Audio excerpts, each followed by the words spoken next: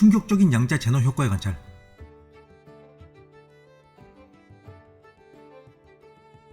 우리는 항시 같은 시간의 흐름 속에서 살고 있음에도 어느 순간은 길게, 어느 순간은 매우 짧게 느껴지곤 한다.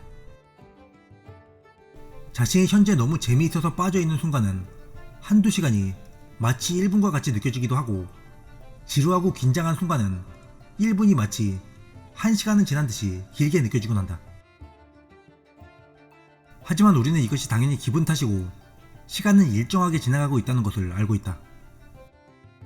하지만 양자론에서는 그것이 단지 기분 때문만은 아니라는 이야기가 오래전부터 논의되고 있었다. 매우 짧은 간격으로 빈번하게 관찰을 함으로써 생겨나는 제너 효과란, 살아있다고 하는 것은 죽지 않았다는 말이고, 죽었다는 것은 더 이상 호흡 등의 신진대사가 멈추어 살아있다고 볼 수 없다는 것이다. 일반적으로는 생과 사는 정반대의 의미로 서로 공존할 수 없다. 하지만 양자론을 보다 보면 놀랍게도 생과 사의 상태가 공존할 수 있다는 상태가 등장한다. 양자론에서 말하는 양자 중첩 상태는 두 가지 상태가 공존하는 상태이며, 극단적으로 생과 사의 상태라고 하더라도 공존할 수 있다고 본다.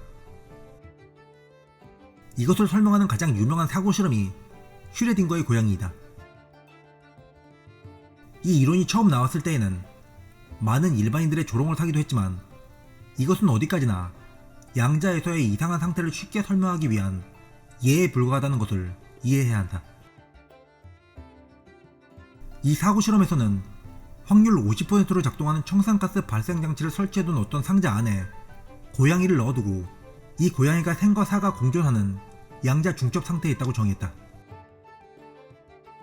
실험이 시작되면 이 상자 안에 있는 한 고양이는 아직 살아있으면서도 죽어있는 상태와 다름없는 존재이다. 아직 그 누구도 고양이가 살아있다고도 죽었다고도 단정 지을 수 없다. 그러다 상자를 열고 관찰이라는 행위를 함으로써 이 고양이의 생사가 결정된다. 과연 상자를 열었을 때 고양이는 아직 살아있을까? 아니면 죽은 고양이가 관찰되는 것일까? 문제는 여기서부터이다. 만약 고양이가 살아있을 경우 다시 상자에 덮개를 덮으려고 하다가 재빨리 다시 열어보고 다시 관찰을 한다. 그리고 다시 닫았다가 다시 번개보다 빨리 엄청난 속도로 이 열고 관찰하고 닫는 작업을 계속 반복한다면 어떻게 될까?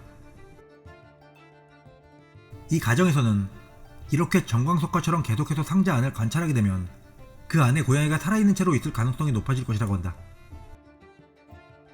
이렇게 빈번히 관찰을 반복함으로써 관찰과 연속 관찰에 의해 양자 중첩 상태가 방해를 받게 되며 두 가지 상태 중 한 가지로 고정되는 현상을 양자 제너 효과라 한다. 제너 효과를 설명할 때 영어의 속담인 A watched but never boils라는 문장이 자주 보이게 되는데, 이것은 주전자 물이 끓나 보고 있으면 물이 끓지 않는다는 뜻이다.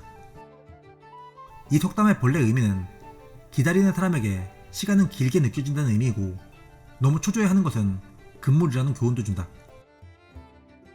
하지만 양자론에서는 관찰을 계속하면 불 위에 놓아둔 주전자 물은 좀처럼 뜨거워지지 않는다라는 양자 제너 효과를 쉽게 설명하기 위한 비유로 사용된다. 인공 원자로 양자 제너 효과를 실측해 보았더니 생긴 일. 양자 제너 효과와 같이 중첩의 상태가 줄어들게 하면 오히려 상태 변화가 가속되는 현상이 일어날 수 있다. 이것을 반양자 제너 효과라 부른다. 양자 제너 효과는 1958년 영국의 수학자 앨런 투린 박사가 제창한 것이었는데, 한동안 이해하는 데 어려움을 겪었었다. 그러다 1989년에 한 연구로 실제 관측을 하게 된다. 구체적으로는 방사성 원자를 빈번하게 관측하면 왜인지 방사선을 방출하지 않게 되고, 그 결과 방사성의 붕괴 시기가 점점 지연된다는 것이 확인된 것이다. 즉 상자 안에 고양이가 살아있는 상태를 유지하듯 빈번한 관찰에 의해 방사성 원자가 더 오래 살아있을 수 있게 되었다는 것이다. 그리고 또 10년 후에는 위의 실험에서와 같이 빈번하게 방사성 원자 핵을 관찰함으로써 역으로 붕괴를 촉진시킨 실험 결과도 확인되었다. 전자는 양자 제노 효과에 해당하고 후자는 반양자 제노 효과에 해당한다.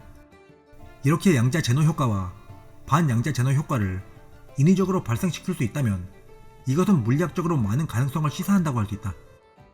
이 기술은 현재 양자 컴퓨터의 핵심으로 주목받고 있기도 하다. 이것으로 인공 원자의 제어가 가능하게 될지도 모르기 때문이다. 실험에서는 다양한 상태의 인공 원자를 100만 분의 1초 단위로 관측하는 기기가 사용된다. 사람과 같은 의지를 가진 관찰 주체가 아니기 때문에 기기를 이용한 관측을 연구팀은 유사 측정이라 부른다. 실험 결과 이 유사 측정에서도 인공 원자로 양자 제노 효과와 반양자 제노 효과를 이끌어낼 수 있다는 것이 확인되었다고 한다. 이 기술로 양자 제노 효과를 일으켰을 경우 이 원자는 관측을 그만두지 않는 한 일정한 채로 나이를 먹지 않는 상태가 된다. 즉 이 기술로 슈레딩거의 고양이를 계속 관찰하게 하면 원자 레벨에서는 고양이는 영원히 살아있게 된다는 말이 된다.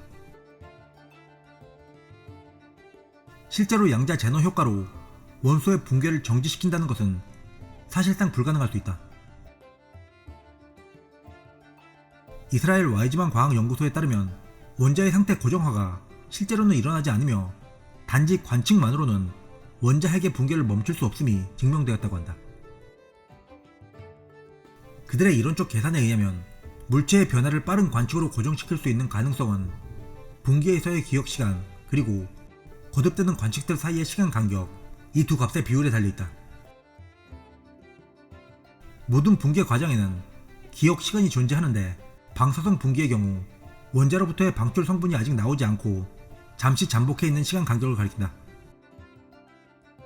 원자 시스템이 붕괴 이전 상태를 기억할 수 있도록 여유를 제공하는 것이다. 흥분 상태의 원자가 방사성 붕괴를 할 때의 기억 시간은 10억 분의 거기에 다시 10억 분의 1초 미만에 불과하며 이 붕괴를 고정화시키기 위해서는 관측이 이 시간보다 더 작은 시간 간격 내에서 이루어져야 했다. 하지만 이 정도로 조밀한 시간 간격을 가진 관측이 연속적으로 가해질 경우 새로운 입자가 생성되며 시스템이 완전히 바뀌거나 파괴되므로 붕괴를 멈춘다는 사실 자체가 무의미해진다. 한편 관측의 시간 간격이 기억 시간보다 길 경우에는 붕괴 및 방출의 비율이 실질적으로 증가한다. 제노 효과는 발생하지 않을 뿐더러 대신 그 반대의 효과인 소위 반제노 효과가 존재하게 된다. 이 연구에 의해 관측을 자주 하여 붕괴를 촉진시킬 수 있다는 반제노 효과가 모든 붕괴 과정에서 적용되는 반면 관측에 의해 붕괴를 감소 혹은 정지시키는 원래의 제노 효과는 실질적으로 거의 불가능한 조건을 필요로 한다는 놀라운 결론이 얻어진 것이다.